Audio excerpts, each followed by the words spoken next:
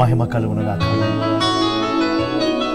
నా ప్రియ సహోదరి సహోదరుడా, గడిచిన దినం నుంచి దినం వరకు మనల్ని మన కుటుంబాలను కంటికి రెప్పలా కాచి కాపాడి ఏ అపాయము లేకుండా ఏ కీడు లేకుండా కాచిన కృపే.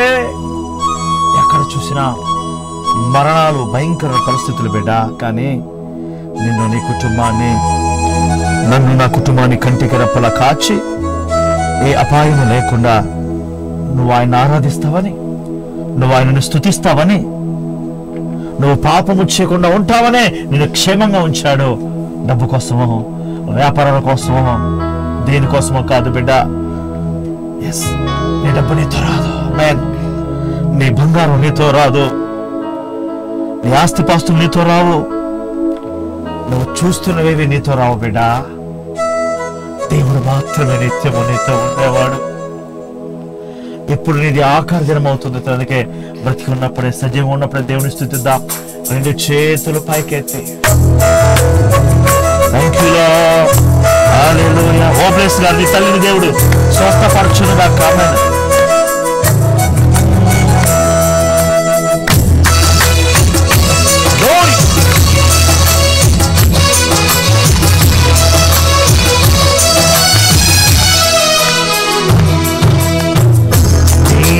నాకుండగా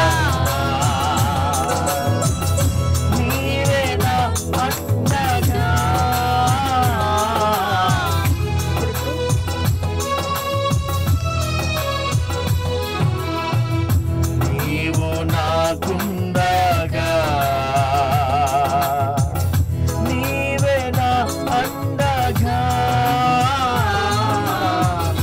నీవే నా ఆత్మదాహము తీర్చిన, వెంబడించిన బంధవు, నీవే నా ఆత్మదాహము తీర్చిన, వెంబడించిన బంధవు. కుండల వైపు నా కనులేతి, కొదువతోనే కుమిలెదనా, కొదువతోనే కుమిలెదనా. Thank you Lord. Jehovah Rapha, Jehovah Nissi. ఈ లైవ్ ద్వారా యెహోవాకు మహిమ కలుగునుగాక, సింహనిష్ఠికులుగాక. ఆమేన్. రాజకీయంగా మార్చబడుదురుగాక. ఆమేన్. వ్యభిచారుల దొంగలు మార్చబడుదురుగాక. యెహోవాయే దేవుడు నాయన ఘనపరుచుదురుగాక. ఆమేన్.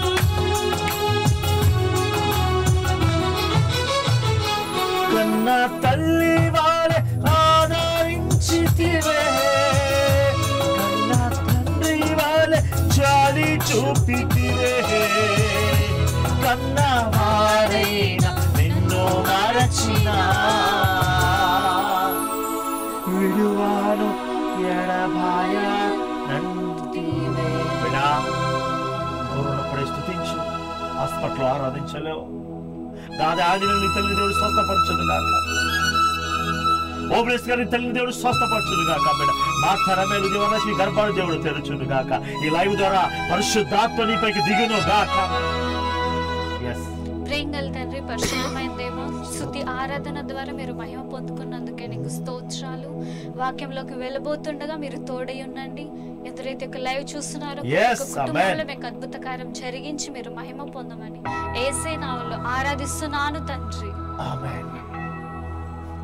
ఈరోజు ఈ లైవ్ చూస్తున్న ప్రతి ఒక్కరికి ప్రభు నామములో వందనాలు. ఆమేన్. ఈరోజు వాక్య ధ్యానాంశము, నీవు దేవునికి వేరుగా ఉండి ఏమీ చేయలేవు. ఆమేన్. ఇలా చూస్తున్న ప్రతి ఒక్కరితో దేవుడు మాట్లాడుతున్నాడు. బైబిల్ గ్రంథంలో నుండి దేవుని యొక్క వాక్యాన్ని మనం చదువుకుందాం. యోహాను సువార్త 15వ అధ్యాయం 5వ వచనం. ద్రాక్షవల్లిని నేను, తీగెలు మీరు. ఎవడు నా యందు నిలిచి ఉండునో, నేను ఎవని యందు నిలిచి ఉండునో వాడు బహుగా ఫలించును. నాకు వేరుగా ఉండి మీరేమి చేయలేరు. ఇక్కడ దేవుడు స్పష్టంగా మాట్లాడుతున్నాడు. ద్రాక్షవల్లి దేవుడు, తీగెలు మీరు అంటున్నారు దేవుడు. కాబట్టి ద్రాక్షవల్లికి తీగలు అంటుకట్టబడితేనే గాని ఫలించలేదు. ఎప్పుడైతే ద్రాక్షవల్లి నుండి తీగలు వేరైపోతాయో అప్పుడు ఎండిపోతాయి, క్షీణించిపోతాయి. అప్పుడు అవి దేనికి పనికి రావు, దాన్ని కాల్చివేయాలి. నీ జీవితంలో కూడా నువ్వు దేవునికి అంటుకట్టబడకపోతే, దేవునికి వేరుగా ఉండి నువ్వేమీ చేయలేవు. నువ్వు ఎప్పుడైతే ప్రార్థన నుండి దూరం అయిపోతావో, దేవుని సన్నిధి నుండి నువ్వు తొలగిపోతావో, అప్పుడు నువ్వు కూడా తీగ వెళ్ళి పారవేయబడాలి. కాబట్టి దేవునికి అంటకట్టబడి జీవించు. అప్పుడు నీవు, నీ కుటుంబం ఆశీర్వదించబడతావు. కాబట్టి ఈ లోకం వైపు చూడకుండా, దేని వైపు చూడకుండా నువ్వు దేవుని వైపు చూస్తే, దేవునితో అంటుకట్టబడితే నువ్వు బహుగా ఫలిస్తావు. నువ్వు ఎప్పుడైతే ఫలిస్తావో అప్పుడు దేవుడు నీతో మహిమ పొందుతాడు. నీ ద్వారా, నీ కుటుంబం ద్వారా దేవుడు మహిమ పొందాలని దేవుని యొక్క ఉద్దేశం. కాబట్టి నువ్వు దేవుని విడిచిపెట్టేసావేమో, ప్రార్థనకి దూరం అయిపోయావేమో, చేయొద్దన్న పాపాన్ని పొద్దాక చేస్తున్నావేమో. కానీ దేవుడు నీతో మాట్లాడుతున్నాడు. దేవునికి వేరుగా ఉండి నువ్వేమీ చేయలేవు. దేవుని సన్నిధి నుండి తొలగిపోయి నువ్వు ఏమీ చేయలేవు. కాబట్టి నువ్వు నరకానికి వెళ్ళిపోతావు. కాబట్టి నీ యొక్క హృదయాన్ని మార్చుకో. ఈ క్షణమైన యొక్క ప్రార్థన జీవితాన్ని వదిలేసావేమో, ఇక నుండైనా దేవునికి ప్రార్థించు. నీ యొక్క పరిశుద్ధ జీవితం కలిగి ఉండు. ఈ క్షణం నువ్వు మరణించినా నువ్వు దేవుని యొద్దకు వెళ్తావు. మనం బైబిల్ గ్రంథంలో నుండి మరి ఒక మాట చూసుకున్నట్లయితే, నీతిమంతుడైన అబ్రహాము నుండి ఎప్పుడైతే లోతు వేరైపోయాడో అప్పుడు లోతు శాపగ్రస్తుడైపోయాడు. సొదొమ గొమొర్రా పట్టణం నాశనం చేయబడింది. కాబట్టి పాపం వైపు చూడొద్దు అన్న లోతు భార్య చూసి ఉప్పు స్తంభం అయిపోయింది. కాబట్టి బైబిల్ గ్రంథంలో నుండి ఆ యొక్క మాటను మనం చదువుదాం. నిర్గమకాండం 19వ అధ్యాయం 26వ వచనం. అయితే లోతు భార్య అతని వెనుక నుండి తిరిగి చూచి ఉప్పు స్తంభం ఆయను. దేవుడు చెప్పాడు పాపం వైపు చూడొద్దు, ఆ పట్టణం వైపు చూడొద్దు అని. కానీ ఆమె పాపం వైపు తిరిగి చూసింది, ఉప్పు స్తంభం అయిపోయింది. నీ జీవితంలో కూడా నువ్వు కూడా చేయొద్దన్న పాపాన్ని చేస్తున్నావేమో, నువ్వు కూడా మరణాన్ని కొని తెచ్చుకుంటావు. బైబిల్ గ్రంథంలో దేవుడు స్పష్టంగా సెలవిచ్చాడు, పాపం వల్ల వచ్చు జీతము మరణము. నువ్వు పాపం చేస్తున్నావేమో, అది మరణానికి దారి తీస్తుంది. లోకం వైపు చూస్తున్నావేమో, శరీర కోరికలు నువ్వు నెరవేర్చుకుంటున్నావేమో, కానీ దానికి ప్రతిఫలంగా నువ్వు నరకంలో దానికి ప్రతిఫలం అనుభవించాల్సి వస్తుంది. కాబట్టి ఈ క్షణమైన యొక్క హృదయాన్ని మార్చుకొని, యొక్క మనసుని మార్చుకొని నువ్వు దేవుని వైపు తిరిగి నువ్వు, నీ కుటుంబం ఆశీర్వదించబడతావు. కాబట్టి ఈ రెండు విషయాలు గుర్తుపెట్టుకో. నువ్వు దేవునికి వేరుగా ఉండి ఏమి చేయలేవు. చేయొద్దన్న పాపం నువ్వు చేస్తున్నావేమో. లోతు భార్య ఉప్పు స్తంభం అయిపోయింది. నువ్వు కూడా పాపం వైపు చూస్తే మరణానికి అది దారి తీస్తుంది. కాబట్టి ఈ క్షణమైన యొక్క పాపాన్ని విడిచిపెట్టి నువ్వు, నీ కుటుంబం పరిశుద్ధంగా బ్రతుకుదురు గాక. నా ప్రియ సహోదరి సహోదరుడా, దైవజనులు మాట్లాడుతున్నా ఉదయకాల సమయంలో రోజు ఏ వాక్యం బోధించాలో ప్రభు అని దేవుని అడిగినప్పుడు, దేవుడు నాతో మాట్లాడిన మాట, దేవునికి వేరుగా ఉండి ఏమి చేయలేదు.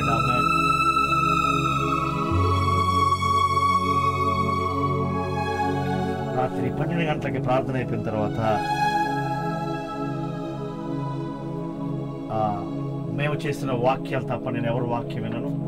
రాత్రి 3 గంటల వరకు మా లైవ్ ప్రోగ్రామ్స్ పెట్టుకొని వింటూ ఉన్నప్పుడు నాకు అనిపించింది, దేవుడికి వేరుగా ఉండటం వల్ల నరకానికి వెళ్ళిపోవటమే కదా.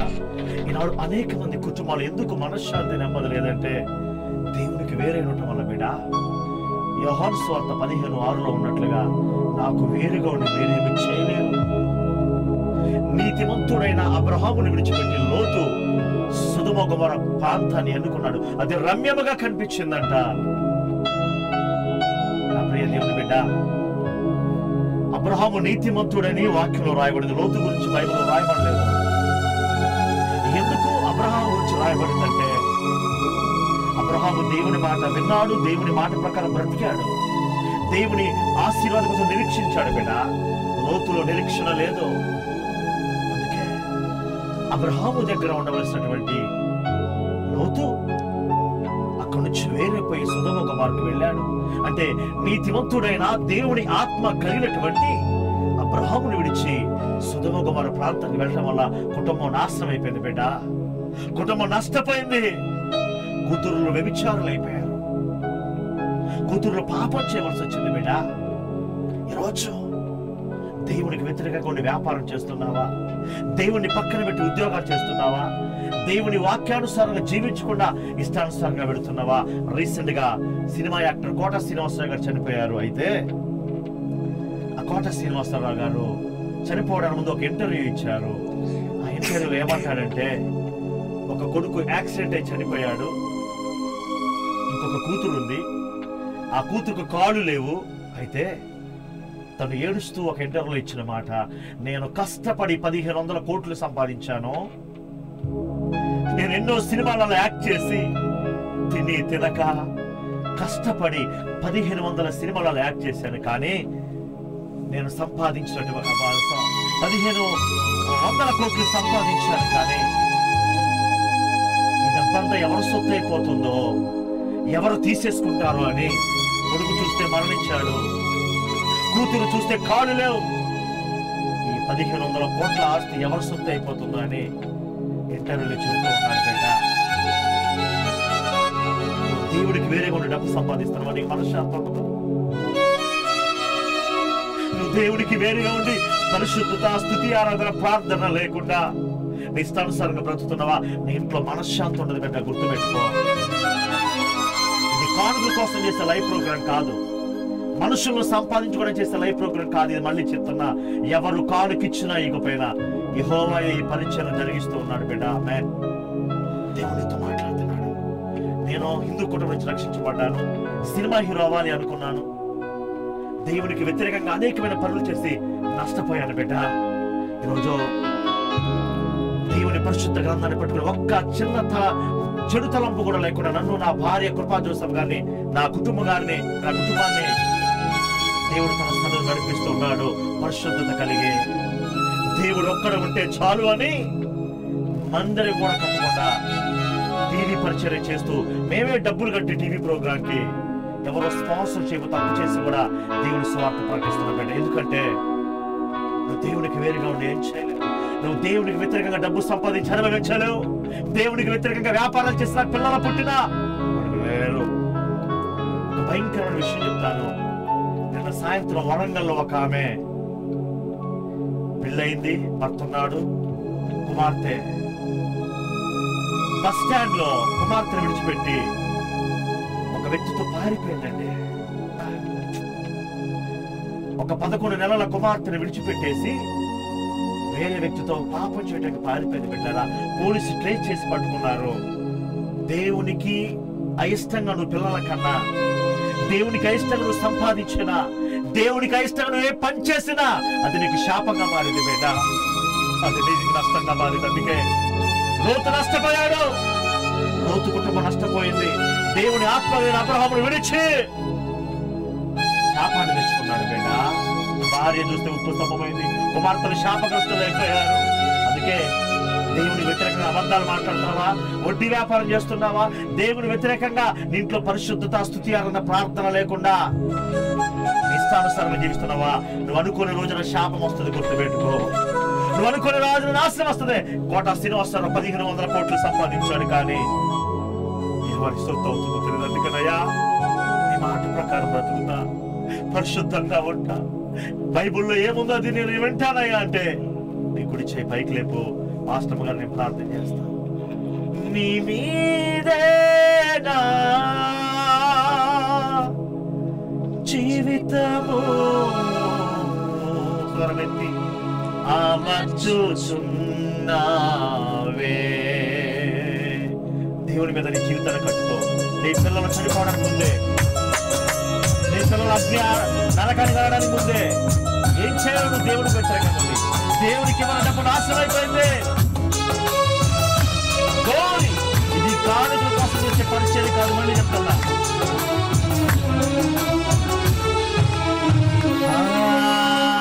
లోకమర్యాదలు, మమకారాలు గతించిపోనే, ఆత్మీయులతో అక్షయ అనుబంధం అనుగ్రహించి నీవే.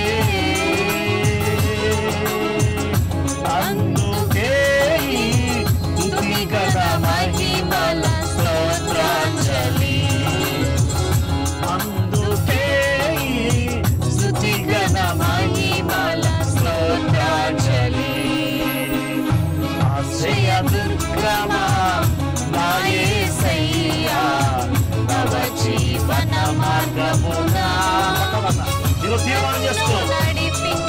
ఓబ్లెస్ గారు నిన్ను నీ తల్లి దేవుడు స్వస్థపరచును గాక. యెహోవా నీ కుటుంబాన్ని ఆశీర్వదించును గాక. దాదానియేలు నీ తల్లి దేవుడు స్వస్థపరచును గాక. చచ్చిన వారు లేచుదురు గాక. అయ్యా మాకెవరు కాని ఇప్పుడు యథార్థంగా సేవ చేద్దుం గాక. మాకు మందిరాలు లేకపోయినా యెహోవాను బట్టి నిత్యము సంతోషించును గాక. మా పేరు జీవగ్రంథములో గాక. అయ్యా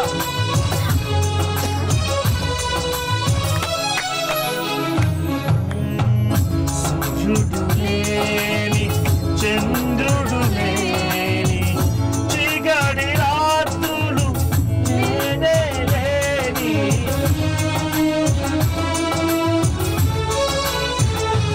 ఆ దివ్య నగరిలో కాంతులను తారారే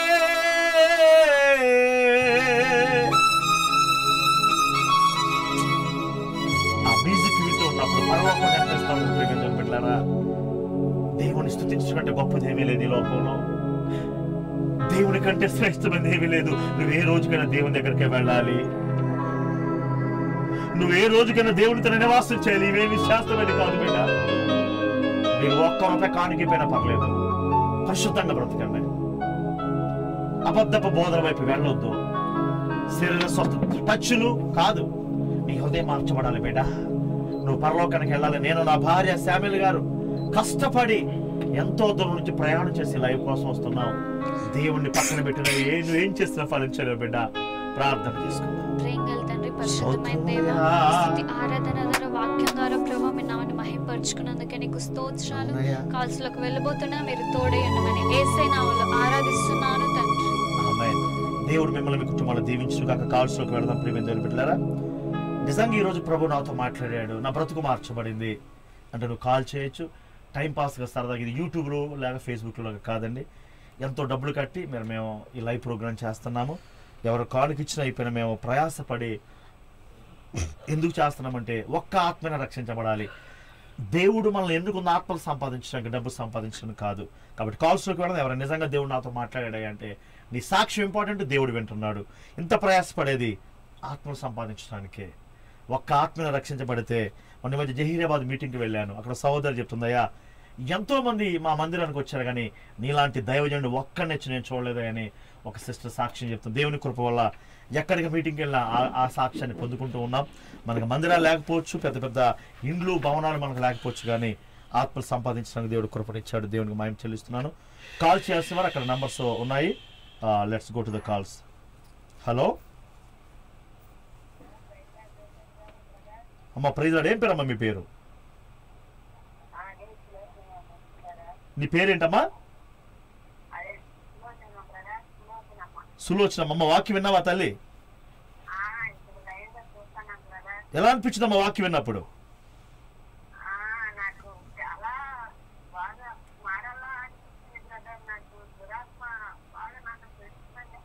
మన వాక్యం విన్నాక ఇక మారకపోవడం ఉండదమ్మా. చచ్చిన వారు కూడా లేగాలి. ఆమేన్.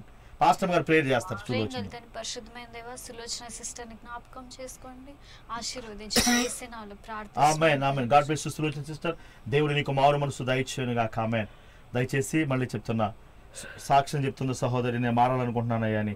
మారకపోతే అగ్నిగుండానికి వెళ్ళిపోతారు. నువ్వు పాపంలో ఉన్నప్పుడు చచ్చిపోతే, నువ్వు లోకంలో ఉన్నప్పుడు చచ్చిపోతే అగ్ని ఆరదు, పురుగు చావదు. నీ డబ్బు నీ బంగారాన్ని రక్షించు. కోట శ్రీనివాసరావు గారు 1500 కోట్లు సంపాదించారంట. ఏడ్చుకుంటే ఇంటర్వ్యూ చెప్పాడు. ప్రేమేంద్రుని బిడ్డలారా, కుమారుడు చనిపోయాడు, కుమార్తె చూస్తే కాళ్ళు లేవు, ఎవరు సొత్తు అయిపోతాయో డబ్బంతా. సో నీ జీవితం కూడా అంతే అవుతుంది. దేవునికి భయపడు, దేవుని పని చేయి, దేవుని సువార్త చేయి. శాశ్వతమైన పరలోక రాజ్యం, పరలోక రాజ్యంలో సంపాదించుకో ధనాన్ని. దేవునికి మహిమ చెల్లిస్తూ ఉన్నాను. హలో అయ్యా, గుజరాత్ నుంచి. వాక్యం విన్నారయ్యా? ఎలా అనిపించింది వాక్యం విన్నప్పుడు? అంటే అంటే వాక్యం ఉంటే ఎలా అనిపిస్తుంది హృదయంలో? వాక్యం ఉంటే అసలు ఏమనిపిస్తుంది మనసులో? అది వింటుంటే ఎలా అనిపించింది అయ్యా నీకు?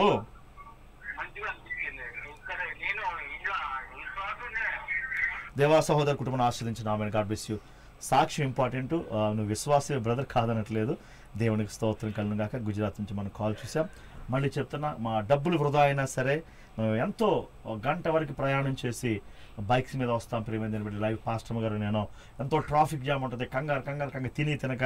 ఎందుకంటే ఆత్మలు రక్షించబడాలి, ఆత్మలు రక్షించబడాలి. హలో, ప్రైజ్ లార్డ్ అమ్మా. ఏం పేరమ్మా నీ పేరు? నీ పేరేంటమ్మా? అమ్మ వాక్యం విన్నావా? ఎలా అనిపించిందమ్మా వాక్యం విన్నప్పుడు? ఏ ఊరమ్మా నీది? అమ్మా హైదరాబాద్ లో ఉంటారు రామ్ తులసి గారు. చాలా ఎక్కడమ్మా హైదరాబాద్ లో?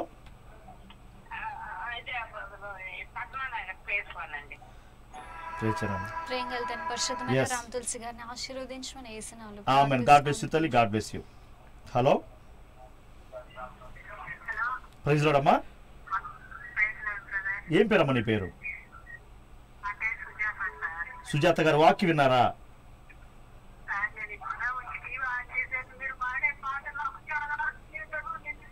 ఆమేన్. థ్యాంక్ యూ అమ్మా.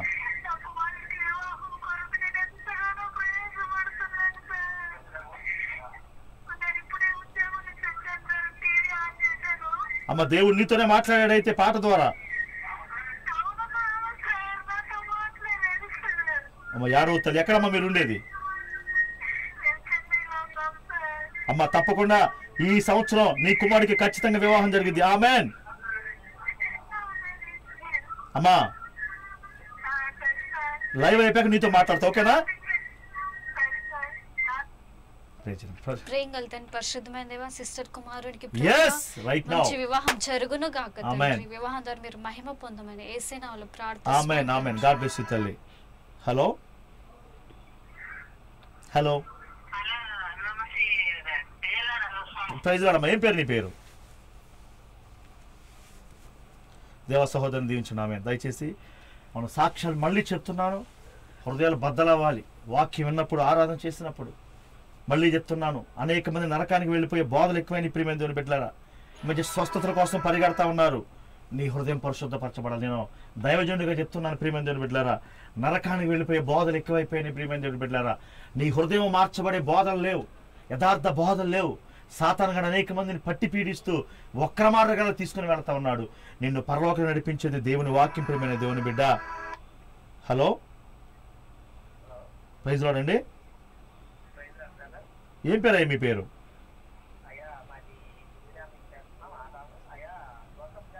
అయ్యా జోసఫ్ గారు. ఏం పేరయ్య మీ పేరు? వాక్యం విన్నారయ్యా? ఎలా అనిపించింది?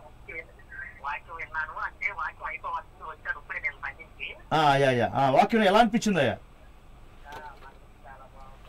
మనసుకి చాలా బాగుంది. పరిశుద్ధ దేవ ఆదం గారు కూడా మనం దీవించున్నాం. ఆమేన్.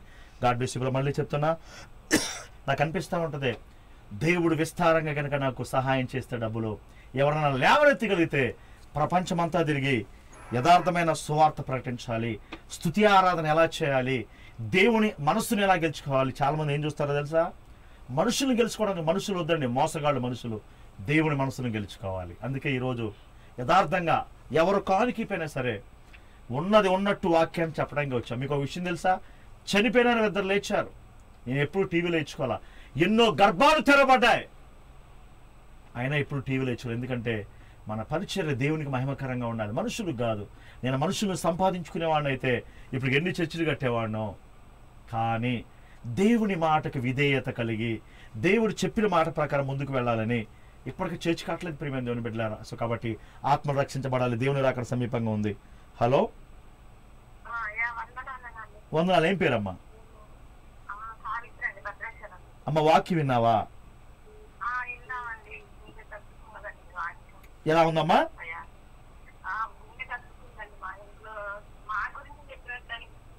గుండెకి హత్తుకుంది. దేవునికి స్తోత్రం. సావిత్రమ్మ అమ్మ అంటే అసలు వింటుంటే ఎలా అనిపిస్తుందమ్మా వాక్యం? అసలు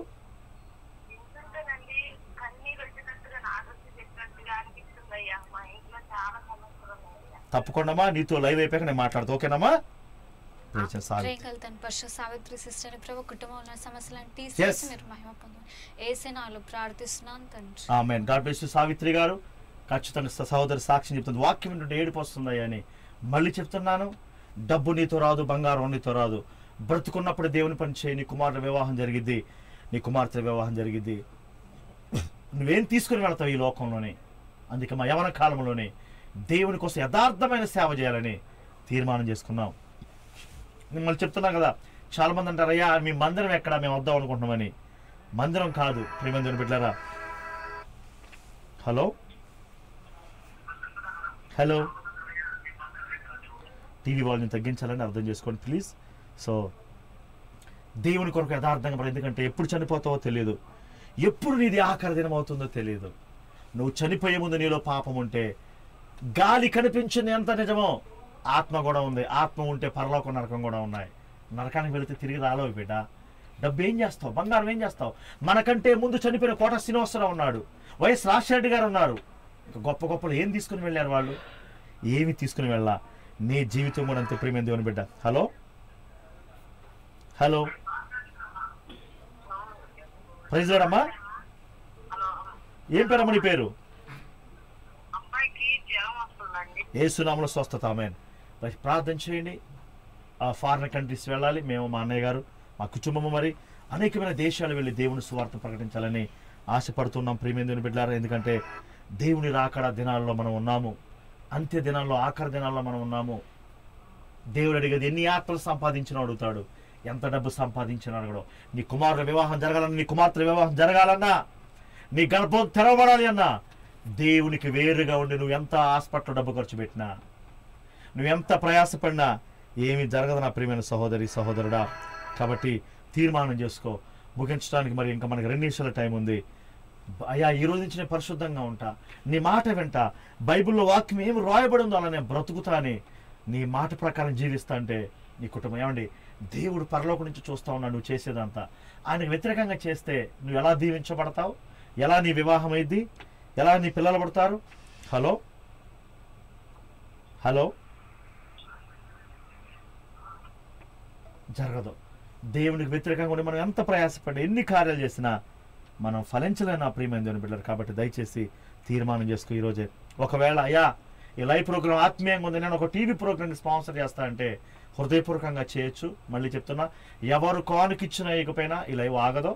కానుకల కోసం కాదు, మళ్ళీ చెప్తున్నా, టచ్లని పాడేసేది అసలే కాదు. శరీరానికి స్వస్థత ముఖ్యం కాదు, హృదయం మార్చబడాలి. నీ హృదయం మారితేనే నువ్వు పరలోకానికి వెళ్తావు. ఎందుకంత బలంగా చెప్తున్నంటే ఈ పరిచర్యలు ఎక్కువైపోయినాయి ప్రియమైన దేవుని బిడ్డలారా. సో నేను చేసిన స్వస్థతలు వేస్తే ఏ పాస్టర్ దగ్గరికి పోరు. అలాంటి కార్యం చనిపోయిన వారు లేచారని చెప్తున్నాను కదా. కానీ దేవునికి మహిమ రావాలంటే మనం మరుగు చేయబడాలి. సో కాబట్టి దయచేసి తీర్మానం చేసుకోండి. ఒకవేళ ఎవరైనా స్పాన్సర్ చేయాలి అనుకుంటే 77028965 నెంబర్ నాతో మాట్లాడచ్చు. లైవ్ అయిపోయిన తర్వాత కానీ ప్రార్థన చేసుకుందాం. పాస్టర్ గారు ప్రేయర్ చేస్తారు. పరిశుద్ధమైన దేవా, లైవ్ అంతటి ద్వారా ప్రభావ మీరు మహిమ పొందుకున్నందుకే ప్రతిరోజు సహాయం చేయండి ప్రభావ. దేవాందరితి యొక్క వాక్యం విన్నారు, వాళ్ళ కుటుంబంలో ప్రభావ మీకు అద్భుత కార్యాలు జరిగించండి. ప్రతి ఒక్క కుటుంబానికి రక్షణ కలుగజేయమని యేసయ్య నామములో ప్రార్థిస్తున్నాను తండ్రి. ఆమేన్. హలో, ప్రైజ్ లార్డ్ అమ్మా. ప్రైజ్ లార్డ్ అమ్మా. ఏం పేరు అమ్మ? వాక్యం విన్నావా? ఎలా అనిపించిందమ్మా? దేవా ప్రమీల గారిని దీవించిన. ఆమేన్. సో కాబట్టి దేవుని కొరకు ప్రయాసపడాలి. అంతిమ నువ్వు వెళ్ళేది దేవుని దగ్గరకే, నీ పిల్లలు వెళ్ళేది అక్కడికే. కాబట్టి ప్రభు కొరకు బ్రతకాలి, ఈ లోకం కోసం కాదు. ఈ లోకం నీకేమిస్తుంది? శరీరాశ, నేత్రాశ, జీవపుడము. ఇవేవి కూడా తండ్రి వల్ల పుట్టినవి కాదు, ఇవి సాతాను నుంచి వచ్చే ప్రియమైన దేవుని బిడ్డలారా. కాబట్టి మా ఆశ ఒకటే, మా కుటుంబం ఆశ, మేము పరలోకానికి వెళ్ళాలి, అనేక మంది నడిపించాలి. మేము పరిశుద్ధంగా ఉండాలి, అనేక పరిశుద్ధ బోధ చేయాలి. డబ్బు ముఖ్యం కాదు, బంగారాలు ముఖ్యం కాదు, ఆత్మ ముఖ్యం. కాబట్టి తీర్మానం చేసుకోండి. యెహోవా కృప నిత్యం మనందరికి తోడే ఉనుక. దేవుని చిత్తమైతే ప్రతిరోజు లైవ్ వచ్చినట్లుగా యెహోవా మనకు సహాయము చేయును గాక. God bless you all.